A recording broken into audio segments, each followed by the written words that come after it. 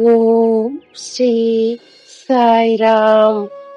ஷிரடி சாய்பாபா அவர்களின் ஆசீர்வாதமும் பகவான் ஸ்ரீ சத்ய சாய்பாபா உடைய ஆசீர்வாதமும் அனைவருக்கும் கிடைக்க வேண்டும் என்று நான் மனதார பிரார்த்தனை செய்கிறேன். பகவான் ஸ்ரீ சத்ய சாய்பாபாவின் அருள் உரை. தூய சுத்தமான பக்தியின் மகத்துவம் என்ன? இன்று பாகவத்திலிருந்து ஒரு கதையின் மூலம் பகவான் அன்புடன் வெளிப்படுத்துகிறார். நாரதர் தவத்தில் தொலைந்து நட்சத்திரமாக பிரகாசிக்கும் ஒரு பெண்ணை கண்டார்.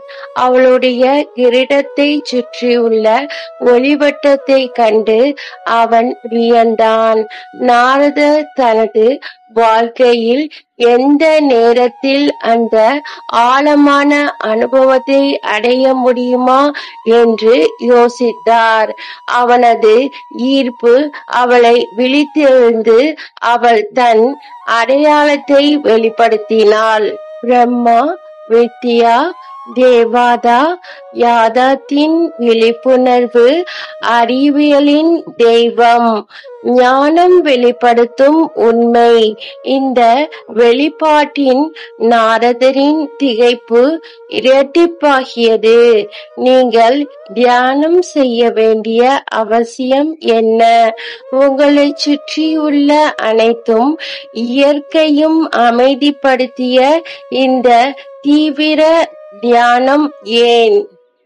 நீங்கள் என்ன தியானம் செய்கிறீர்கள்? அவர் கேட்டார்.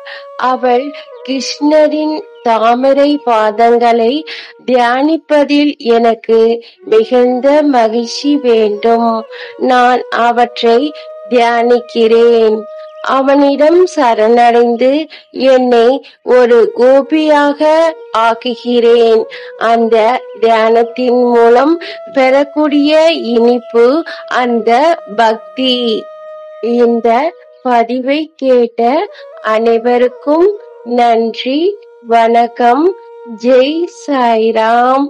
அல்லாஹ் மாலிக்.